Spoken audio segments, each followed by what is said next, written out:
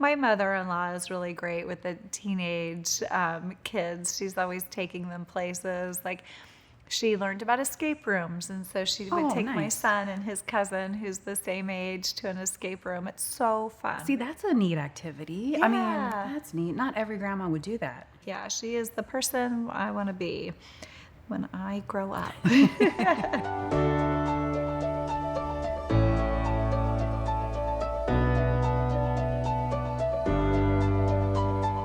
Hello, and welcome to Caregiver Forum Stories. I'm Grace Hobson, and I'm with A Place for Mom, and I'm sitting here today with Heidi Shelton, somebody who knows a lot about managing aging parents. Well, hey, Grace. My name's Heidi Shelton, and I have experience helping the senior living advisors with A Place for Mom, talking to families and finding solutions for a lot of their aging parents. And I personally have my own aging parents too. So both personally and professionally, I have a little bit of experience to kind of bring to this discussion today. Okay, now we have an AgingCare post titled Relationship Leading to Marriage and Living with Elderly Mother. I don't want to turn this into a book, but I need to set that background so that my question makes more sense. Here goes. I'm a Gen X woman living with my 80-plus-year-old mother. So Gen X, we're talking like 50s, right? Maybe 40s, 50s. I've lived in my childhood home for many years, first out of school when it made sense financially, then in later years as my parents aged and needed more assistance. It is now just my mother and me in the house. I have a younger family member in the area and she tries to help, but she has young children. Another relative lives in another state, and I have a sibling that lives an hour and a half away. I have had a few relationships that didn't work out for various reasons, and now I'm in the best relationship of my life. Good for her. Yeah, this is a relationship that's leading to marriage. My partner has known from the very beginning what challenges I face living with my mother. He has an elderly mother who is almost 100. Oh, wow. And he's fully supportive. Oh, that's great. Good relationship if you're both on the same page there. About my mother. For all of my life, I have known her to have a generally negative, cynical outlook on life. This is where it gets hard, I'm guessing. She also has always had anger-filled outbursts that blow over relatively quickly. Don't get me wrong, she was a wonderful mother growing up, and deep down I know this is still true. But being widowed and all of the aspects that go along with aging, aches and pains so hard, have magnified all of the above 10,000-fold. I truly don't believe she has dementia, and she's otherwise independent. She's told me many times that she's never wanted to be a burden on me and knows that I need a life of my own, yet I still feel smothered by her, and it's exhausting. She told me not too long ago she likes my partner, but now she says she doesn't. There's no truth to anything she is now saying about him, and I've tried hard to let it go, but it bothers me greatly. Is she simply afraid of how my relationship will impact her? Gosh, Heidi, what do you think? I think that's a tough situation, and I'm confused about her mom.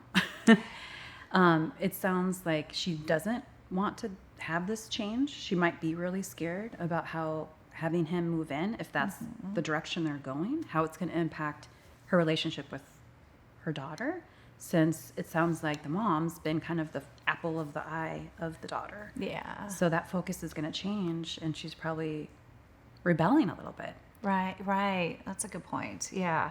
So my mind also kind of goes to a little bit more extreme, which is maybe she's having some personality changes, although she's always been negative and always had outbursts, but liked the guy before, but now she doesn't. What would we tell a family about easing a transition? Because this is really just talking about a transition, and we deal with transitions all the time. For sure. Well, I think in this scenario, the daughter is going to need to put her own happiness first. So this transition needs to happen. True. Yeah, she found the love of her life. Yeah. They need to do their life together. So happy for her. I think just sitting down mom and letting her know that this is going to happen. This is my partner. This is forever. So what do you not like about him? Let's talk about it. Let's move forward, and let's talk about how we can all three live cohesively together. I like it. Clear, honest communication. Yeah. Yeah. Everything in life, I feel like, starts with a conversation. Like, let's sit down, look eye to eye. I will have to disagree, though, about asking what you don't like about him. The right question would be not what don't you like about him, but what's changed? Oh, that's good. What's changed? Yeah, Good what's point. changed? Yeah, because then that way we can remind her that she used to like him. Yeah. Like, before this got serious, you liked him. So now what's going on? Okay, so we have an aging care post here. Okay, here's the title. Can I expect my 87-year-old mother-in-law to help with chores around the house? My mother-in-law has moved in with myself and my wife. Her husband passed away a year ago, and it's been a big change for her as well as us. She's been with us since November, but she misses all that she has left. She misses her previous life, maybe? She just misses her husband. Okay, so she doesn't really tell us about what chores she wants to help around the house. So I'm wondering if mom needs a purpose, Exactly. you know? I mean, if I had my mother-in-law move in with me, it would be hard because I'm one of those individuals that I need to do for them. So it'd be hard for me to watch her do things for me or us. Oh, right. I think that'd be a hard transition. Yeah. But I think once I got over that, you're right in the fact that if she did the dishes or if she made the bed, that gives her a purpose and it gives her something to be a part of.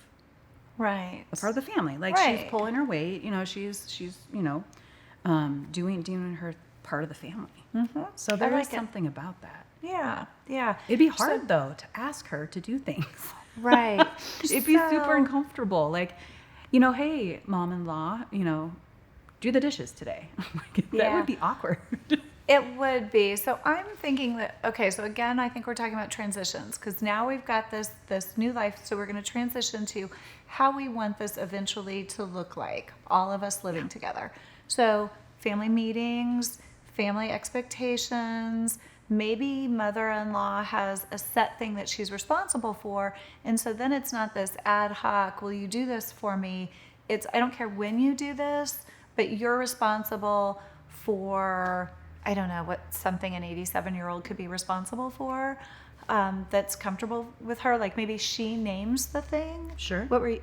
Setting the table, maybe, Oh, for that's a good. meals. Right. That would be easy. Yeah, like every night you set the table. Yeah. Right. I love it. Yeah. And maybe, so we just ask mother-in-law, what are you comfortable?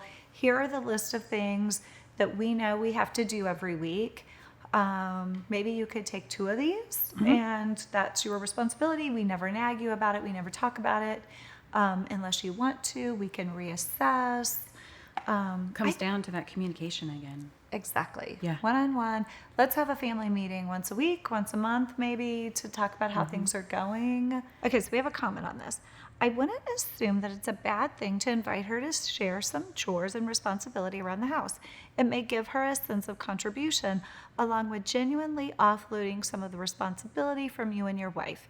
You might start by thinking how chores are shared in the house now and thinking about what she might do best or be best interested in. If shifting of chores needs to happen, perhaps it's a family discussion. Yeah, so I think she's on the same wavelength that we're talking about. Like, let's let mom have some agency in this. You discuss, you come up with what you'd like to do. Okay, we have another comment.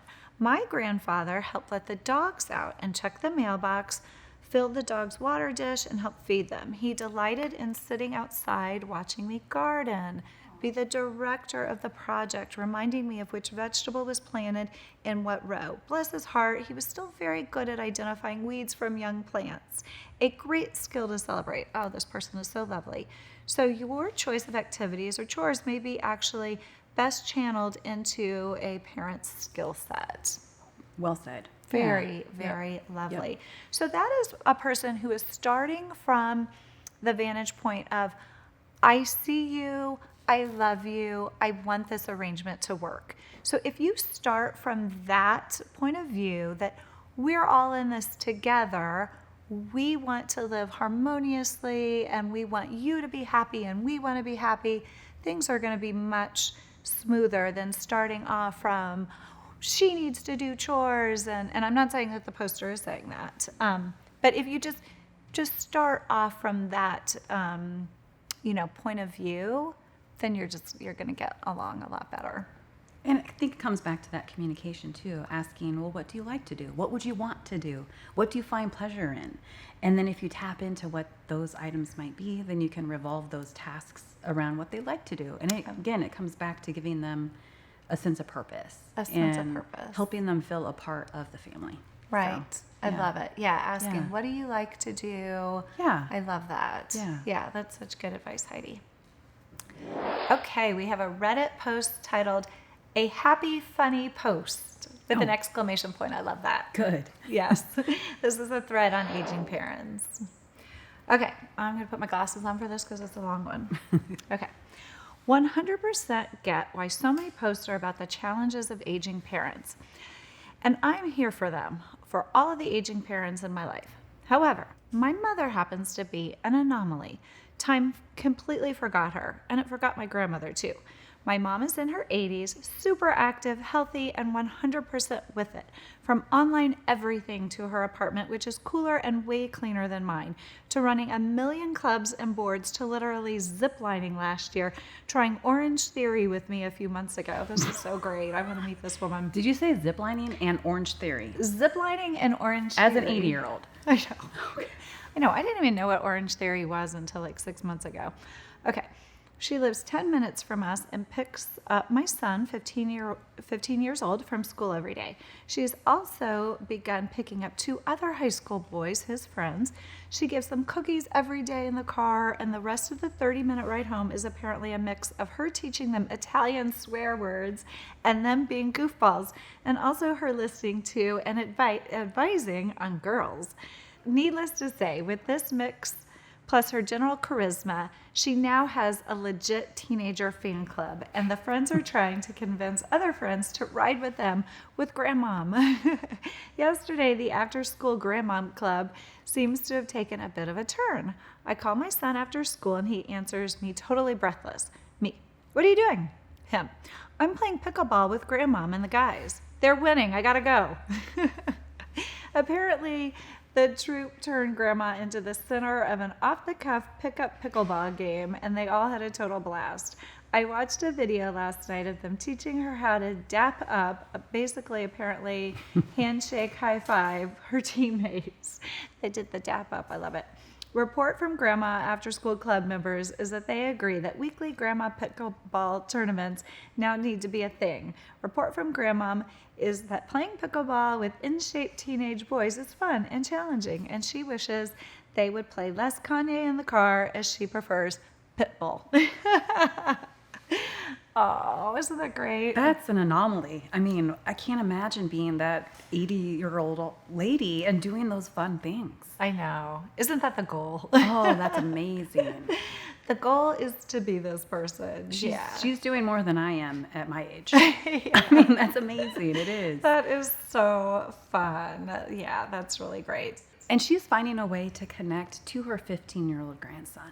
Yeah. That's not easy. That is such a good point. She's meeting them where they are. Yeah. She's not trying to get them. Or tell stories about when she was 15, this happened and I was like this. It's, like you said, more like reading or meeting them where they are and then just embracing what's going on in their lives. Yeah, I love it. That's I love it. I unusual. bet she's got so much good advice on dating too, because she would have a perspective, Yes. Yeah, when you're 15, it's just right what's in front of you. But she's got some, years of experience. Yeah, Yes. that's great. My mother-in-law is really great with the teenage kids. She's always taking them places. Like, she learned about escape rooms, and so she would take my nice. son and his cousin, who's the same age, to an escape room. It's so fun. See, that's a neat activity. I mean, Yeah. that's neat. Not every grandma would do that. Yeah, she is the person I want to be when I grow up. Okay, so we have some comments on this. I'm thrilled for you and a little jealous, to be 100% transparent. Here's hoping you've inherited your mom's awesomeness. No kidding. I know, gosh. And let her know that this internet stranger thinks she's the bomb. She is the bomb.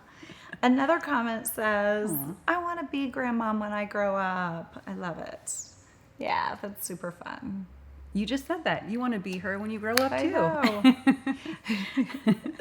Okay, so we have a Reddit post that is titled, "When should you start discussing care of your parents?" This is a thread on aging parents. This is something hard that every It family is. grapples with. If you're lucky enough to have aging parents, you are going to grapple with this at some point. On a personal level, I don't even want to think about it. You know what I mean? Yeah. It's denial. We all want to deny. It's where that's never going to happen, and we just, in our own minds, refuse to think that that can happen. So those hard conversations have to happen. Right. They have to happen. Those conversations are hard to have. On aplaceformom.com, we actually have a conversation guide for families. It's a PDF that you can download, and it can help you have a family meeting and have Nice. talking points and even make notes. It's really helpful. And I bet this SLAs, our senior living advisors, often talk through people who call about how to have those conversations, because the first thing you have to do before you do anything is have the conversation. Absolutely. Yeah. Okay, so let's see what they say here. "Hey all, while my parents aren't exactly very old, they're senior citizens, or at least one of them is. One thing I've noticed is that we haven't actually had a family discussion about how we're going to look after them and what may happen if they get health issues and about their living arrangements, etc. I've discussed it only a tiny bit with my siblings, but nothing more. Should I bring it up? When do I bring it up with my parents?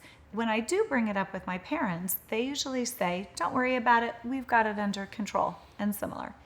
I just want to make sure things will be okay if something happens, say if they hurt themselves or have some medical issue. I'm already wondering about my older parent with osteoarthritis. The house we have is a rental, and none of us kids can afford a house, and my parents don't have one. They don't want to go in a home." Okay, I love that this person is starting this early. You got to think ahead, and especially if they have that diagnosis of an osteoarthritis, because sooner or later the body's going to fail, and so you have to have a plan in action. Right. So Yeah. that's a really good point, Grace. You gotta be prepared. Yeah. My parents. It's all about my parents, but they have long-term life insurance. Oh, that's And- helpful. The long-term care insurance? Yeah, and after they found out that I work in senior living, they're like, "Okay, tell us, is this really something that we need? Is it worth it?" And I said, 100%, 100%. So it's nice that they're planning ahead. They're thinking about what could be around the bend. And that's something that you have to do early on in life. So in your case, your parents are talking about it, which is so helpful, and you're talking about it to your parents. Here, the parents don't seem to want to talk about it. Don't worry about it. We We've got got it it under handled. control. And that is so typical, unfortunately. I kind of feel like, the question, when do you start discussing these topics with your family? I kind of feel like for any discussion, any topic, the answer is yesterday. The earlier, the better. I You agree. have to have these conversations early and often. My parents had long-term care insurance, and they just actually sold the policy for like a lump sum. They ran the numbers and thought it would be better not to have it. I don't know if they're right. My mother-in-law has long-term care insurance, which does give her and our family a lot of peace of mind. But unfortunately, I bet for this family, it's not an option.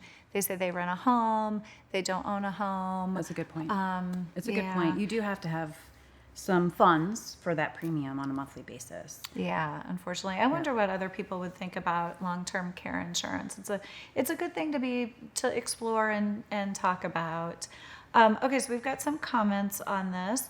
The first comment says, so the question was, when do you start discussing these topics? And the first comment says, before they need it. Nice. Honestly, years before you think that they will need it. You never know what can happen.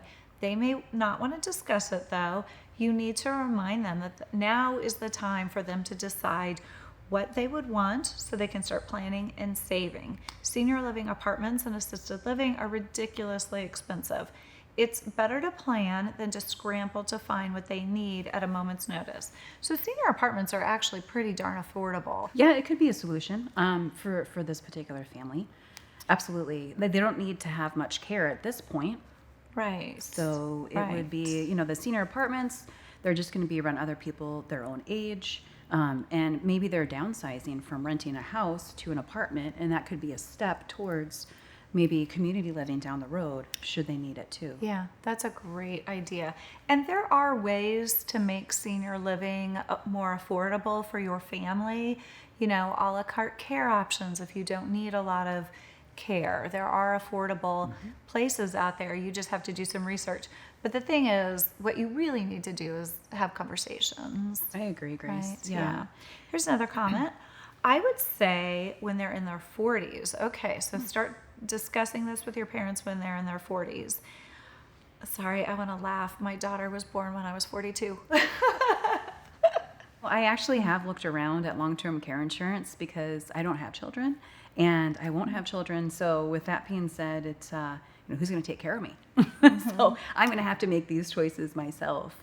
And so that's important to put a plan in place, to have an idea, and especially if you do have children. So then that way, you know, they feel a little bit more assured, and then you know that you're taken care of also. Right. Yeah, no, that's such a good point. Whether it's because you need the peace of mind or your adult children need the peace of mind, either way, you need to be planning for these things.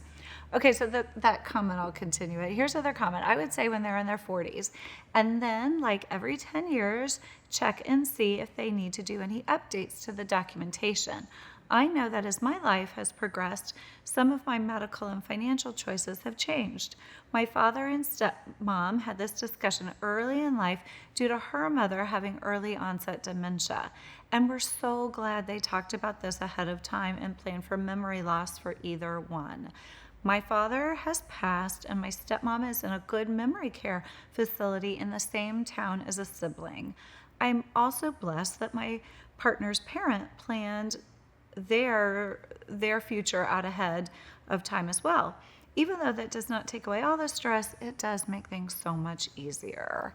Yeah, that is so important. You need to know what your parents want. Can they see themselves living in a memory care facility, or would they prefer home care?